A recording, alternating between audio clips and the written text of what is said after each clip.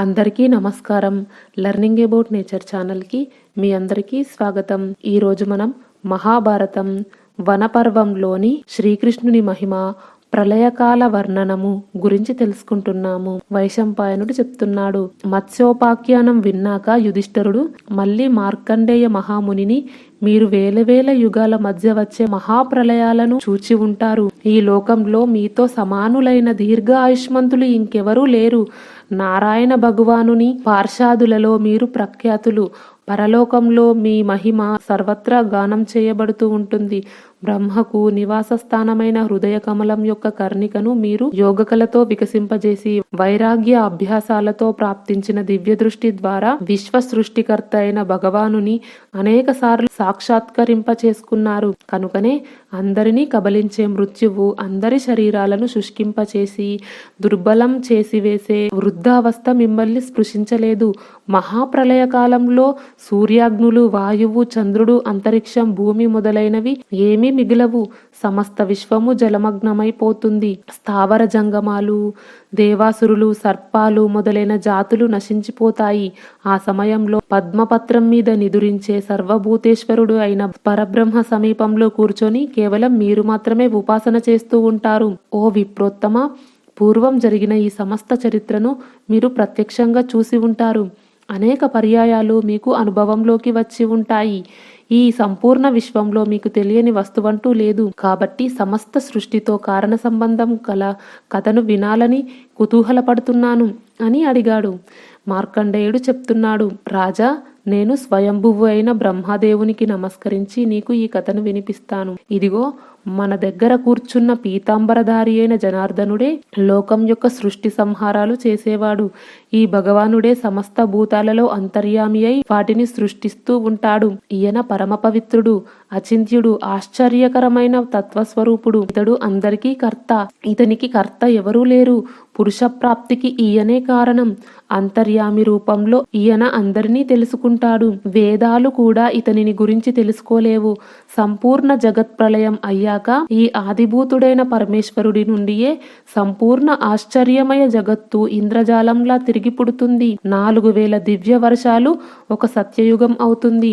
సత్యయుగం యొక్క సంధ్యాంశాలు ఒక్కొక్కటి 400 చొప్పున ఉంటాయి. ఈ రకంగా సత్యయుగానికి మొత్తం 4800 దివ్య వర్షాలు ఉంటాయి. త్రేతాయుగానికి 3000 దివ్య వర్షాలు, దానికి సంధ్యాంశాలు 300 చొప్పున మొత్తం కలుపుకుంటే 3600 దివ్య వర్షాలు. ద్వాపరానికి 2000 దివ్య వర్షాలు, అన్నే వందలు సంధ్యాంశాలు, మొత్తం 2400 దివ్య వర్షాలు.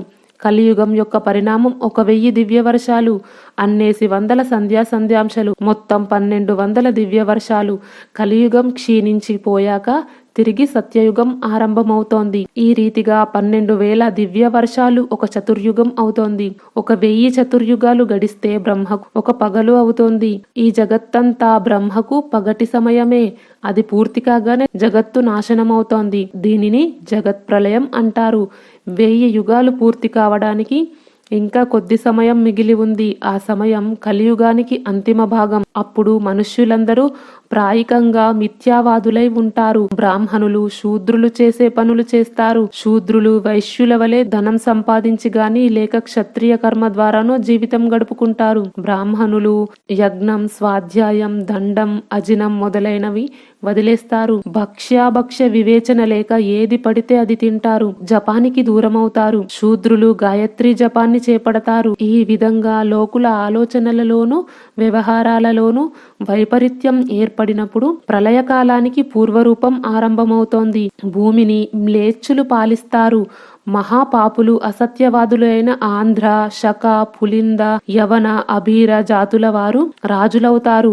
బ్రాహ్మణ, క్షత్రియ, వైశ్యులందరూ కూడా తమ తమ ధర్మాలను త్యజించి ఇతర వర్ణాల వారి పనులను చేస్తారు.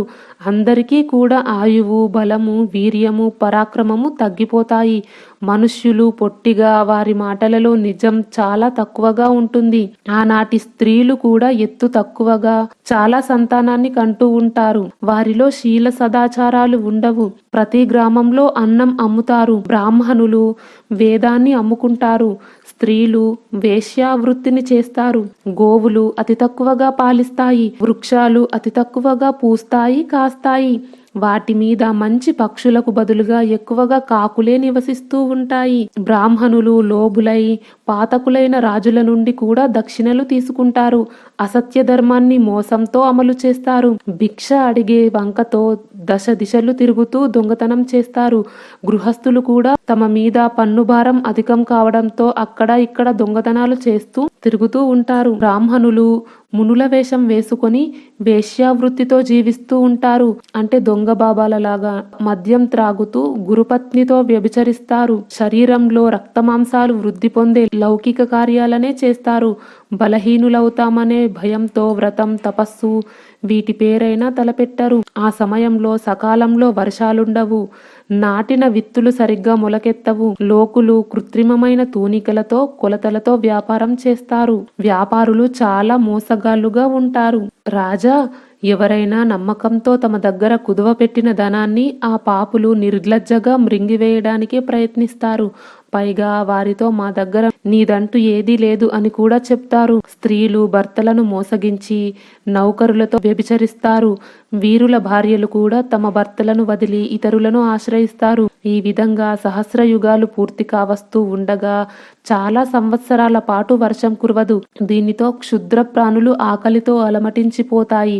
తర్వాత 7 సూర్యగోళాల యొక్క ప్రచండ వేడిమి పెరుగుతుంది. ఆ సప్త సూర్యులు నదులలో, సముద్రాలలో ఉన్న నీటిని కూడా పీల్చుకుంటారు. ఆ సమయంలో తృణకాష్టలు ఎండినవి, పచ్చిగా ఉన్నవి అన్నీ భస్మమైపోతాయి. అన్నీ భస్మీభూతమై కనిపిస్తాయి. ఆ తర్వాత సంవర్తకమనే పేరుగల ప్రళయాగ్ని వాయువుతో కూడి లోకమంతటా వ్యాపిస్తుంది. భూమిని ఛేదించుకొని ఆ అగ్ని రసాతలం వరకు చేరుతుంది. ఇందువలన దేవదానవులకు, యక్షులకు కూడా గొప్ప భయం పుడుతుంది. ఆ అగ్ని నాగలోకాన్ని మండించి ఈ భూమి క్రింద ఉన్న దానంతటిని క్షణకాలంలో నాశనం చేస్తుంది. ఆ తరువాత అశుభకరమైన వాయువు ఆ అగ్నితో కలిసి దేవాసురులు, గంధర్వ, యక్ష, రాక్షసులు, సర్పాలు మొదలైన వాటితో సహా సమస్త విశ్వాన్ని కాల్చి బూడిద చేస్తుంది. పైగా ఆకాశంలో ఘోరమైన మేఘాల గుంపు దట్టంగా కమ్ముతుంది. మెరుపులు మెరుస్తాయి. భయంకరంగా ఉరుములు ఉరుముతాయి. ఆ భయానకమైన అగ్ని చల్లారిపోయేంతటి వర్షం కురుస్తుంది.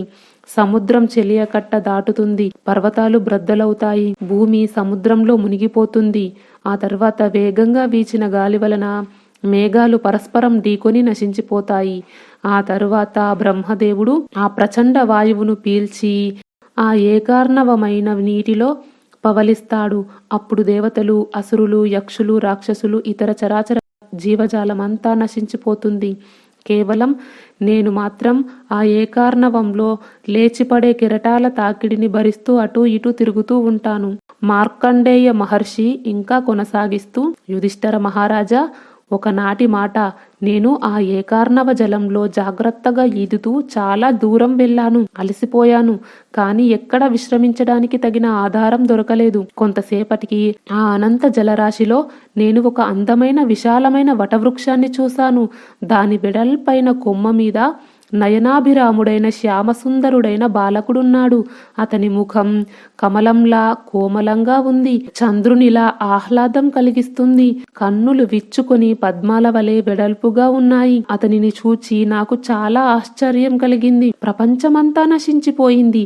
ఈ బాలుడు ఇక్కడ ఎలా పవలించి ఉన్నాడు? నాకు భూత భవిష్యత్ వర్ధమానాలు తెలుసు. నా తపోబలంతో చక్కగా ధ్యానించి చూచిన ఈ బాలకుని గురించి నాకు ఏమీ తెలియడం లేదు అని ఆలోచించసాగాను. ఇంతలో అతసీ పుష్పం వలె నల్లని కాంతి కలిగి వక్షస్థలం మీద శ్రీవత్స శోభ కలిగిన ఆ బాలుడు నా చెవులలో అమృతం చిలుకుతున్నట్లుగా, మార్కండేయ, నాకు తెలుసు నీవు చాలా అలసిపోయావని, విశ్రాంతి తీసుకోవాలని అనుకుంటున్నావని. కాబట్టి మునీశ్వర, నీ మీది దయతో నేనిక్కడ చోటు ఇస్తున్నాను అన్నాడు. ఆ బాలకుడు ఇలా అనగానే నాకు నా దీర్ఘ జీవితం మీద ఈ మానవ శరీరం మీద చాలా దుఃఖం కలిగింది. ఇంతలోనే బాలుడు తన నోరు తెరిచాడు. దైవయోగం వలన ఎవరో బలవంతంగా లాగుకొని వెళ్ళినట్లు నేను అందులో ప్రవేశించాను. వెంటనే అతని ఉదరంలోకి వెళ్ళి పడ్డాను. అక్కడ నాకు సమస్త దేశాలతో నగరాలతో నిండి ఉన్న భూమి కనిపించింది. నేను అందులో గంగా, యమున, చంద్రభాగ, సరస్వతి, సింధు, నర్మదా, కావేరి మొదలైన నదులను చూశాను. రత్నాలతో జలజంతువులతో నిండిన సముద్రాన్ని, సూర్యచంద్రులతో శోభాయమానంగా ఉన్న ఆకాశాన్ని, భూమి మీది అనేక వనాలను, ఉపవనాలను చూశాను. వర్ణాశ్రమ ధర్మాలు పూర్వంలాగే ఉండడం చూశాను. బ్రాహ్మణులు అనేక యజ్ఞాలు చేస్తున్నారు. క్షత్రియులైన రాజులు అన్ని వర్ణాల ప్రజలను రంజింపజేస్తూ ఉన్నారు. అందరినీ సుఖంగా ప్రసన్నంగా ఉంచుతున్నారు. క్షత్రియులైన రాజులు అన్ని వర్ణాల ప్రజలను రంజింపజేస్తూ అందరినీ సుఖంగా ప్రసన్నంగా ఉంచుతున్నారు. వైశ్యులు న్యాయబద్ధంగా పొలం పనులు, వ్యాపారాలు చేస్తున్నారు. శూద్రులు 3 వర్ణాల వారికి సేవలు చేస్తున్నారు.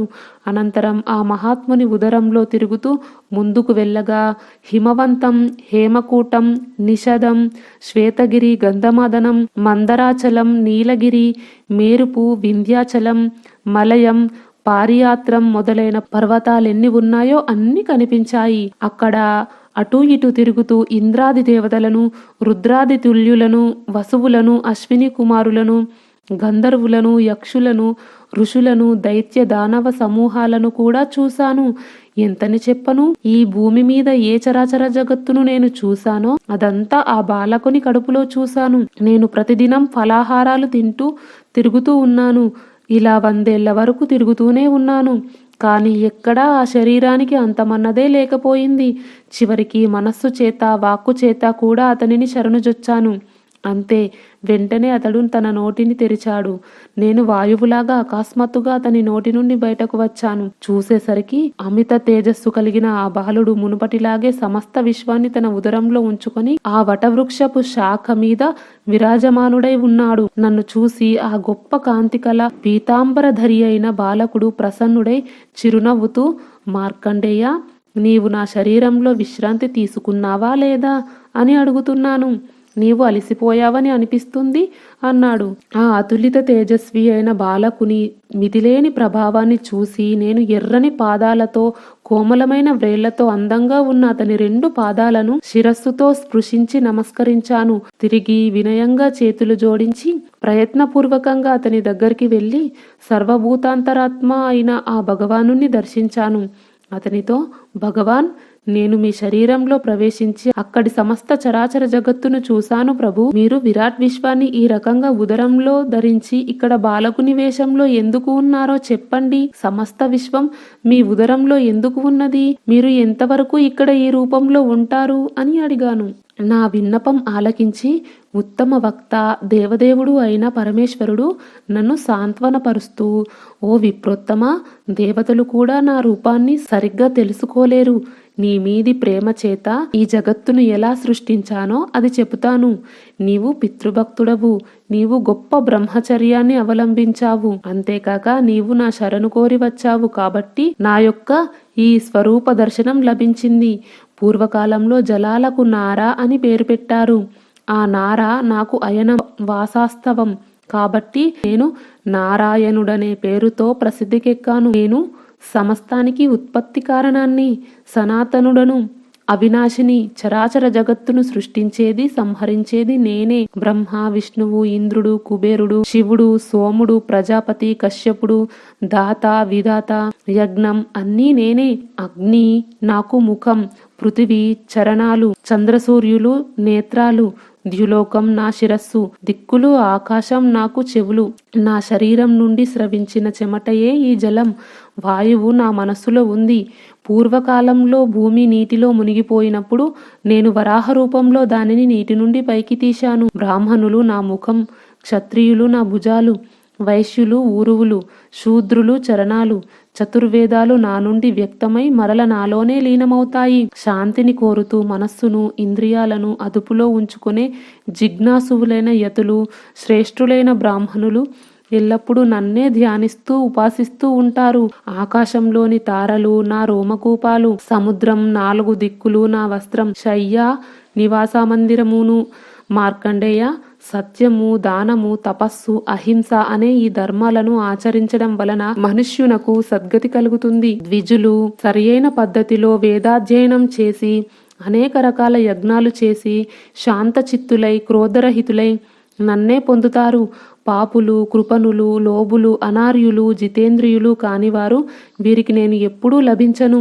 ధర్మానికి హాని కలిగినప్పుడు, అధర్మం పెచ్చుమీరినప్పుడు నేను అవతరిస్తూ ఉంటాను. హింసాప్రియులైన దైత్యులు, దారుణ దానవులు ఈ లోకంలో పుట్టి అత్యాచారం చేస్తూ ఉంటే వారిని దేవతలు కూడా చంపలేకపోయినప్పుడు నేను పుణ్యవంతుల ఇంట్లో పుట్టి ఆ అత్యాచారులందరినీ సంహరిస్తాను. దేవతలు, మనుష్యులు, గంధర్వులు, నాగులు, యక్షులు, రాక్షసులు మొదలైన ప్రాణులు, స్థావర జీవులను కూడా నేనే నా మాయ వలన రచించి ఆ మాయ వలనే సంహరిస్తూ ఉంటాను. సృష్టి రచన సమయంలో అచింత్య రూపుడనైన నేను దాని మర్యాద స్థాపన కోసం, రక్షణ కోసం మానవ శరీరంతో అవతరిస్తాను. నా వర్ణం సత్యయుగంలో తెల్లగా ఉంటుంది, త్రేతాయుగంలో పచ్చగా ఉంటుంది, ద్వాపర యుగంలో ఎర్రగా, కలియుగంలో నల్లగా ఉంటుంది. కలియుగంలో ధర్మం ఒక పాదంతో, అధర్మం 3 పాదాలతో ఉంటుంది. జగత్తుకు వినాశకాలం దాపురించినప్పుడు అతి భయంకరమైన కాలరూపుడై స్థావర జంగమ రూపమైన ముల్లోకాలను సంపూర్ణంగా నేనొక్కడినే నాశనం చేస్తాను. నేను స్వయంభువును, అనంతుడిని, ఇంద్రియాలకు అధిపతిని, మహాపరాక్రమవంతుడిని, సమస్త భూతాలను సంహరించేది, అందరినీ ప్రయత్నశీలులను చేసేది అయిన కాలచక్రాన్ని నేనే తిప్పుతూ ఉంటాను. మునిశ్రేష్ఠ, నా రూపం ఇలాంటిది. నేను ప్రాణులందరిలో ఉంటాను, అయినా నన్నెవ్వరూ తెలుసుకోరు. శంఖ చక్ర గదాధారుడినైన విశ్వాత్మ అయిన నారాయణుడిని నేనే. 1000 యుగాల తర్వాత వచ్చే ప్రళయకాలంలో అంతకాలము ప్రాణులందరికీ మోహం కలిగించి నీటిలో శయనిస్తాను.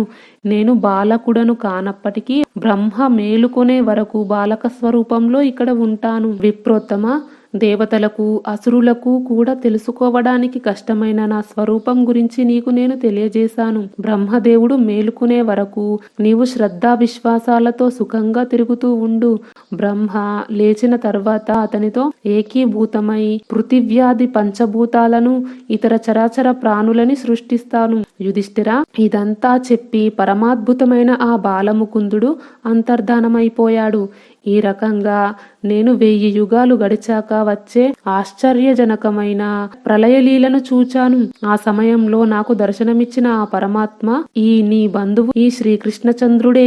ఈయన వరం వలననే నా జ్ఞాపక శక్తి క్షీణించలేదు, ఆయువు దీర్ఘమయ్యింది, మృత్యువు నా వశంలో ఉంది. వృష్ణి వంశంలో పుట్టిన శ్రీకృష్ణుడు వాస్తవానికి పురాణ పురుషుడైన పరమాత్మ. ఈయన స్వరూపం అచింత్యం. ఈయన మన ఎదుట లీలలు ప్రకటిస్తూ మనకు కనబడుతున్నాడు. సృష్టి స్థితి సంహారకుడైన సనాతన పురుషుడు ఇతడే. వీరి వక్షస్థలంపై శ్రీవత్స చిహ్నం ఉంది. ఈ గోవిందుడు ప్రజాపతికి కూడా అధిపతి. వీరిని ఇక్కడ చూసి నాకు ఈ ఘటన జ్ఞప్తికి వచ్చింది. పాండవులారా, ఈ మాధవుడే అందరికీ తల్లి, తండ్రి. నీవు వీరినే శరణు పొందు. ఇతడే అందరికీ శరణు ఇచ్చేవాడు. వైశంపాయనుడు ఇలా చెప్తున్నాడు. మార్కండేయుడు ఈ రకంగా చెప్పిన తర్వాత యుధిష్ఠిర, భీమార్జునులు, నకుల సహదేవులు, ద్రౌపది అందరూ లేచి శ్రీకృష్ణ భగవానునికి నమస్కరించాడు. అతడు కూడా అందరినీ ఆదరిస్తూ ఆశీర్వదించాడు. వచ్చే వీడియోలో కలిధర్మము, కల్కి అవతారము గురించి తెలుసుకుందాం. ఈ వీడియో గురించి మీ అభిప్రాయాన్ని కామెంట్ బాక్స్ లో తెలియజేయండి. ఈ వీడియో నచ్చితే లైక్ చేయండి, షేర్ చేయండి. లర్నింగ్ అబౌట్ నేచర్ ఛానల్ ని సబ్స్క్రైబ్ చేయండి. బెల్ ఐకాన్ గుర్తుపై క్లిక్ చేయండి. ఇంతవరకు ఈ వీడియో చూసినందుకు మీ అందరికీ ధన్యవాదాలు. సర్వే జనా సుఖినో భవంతు. కృష్ణార్పణం.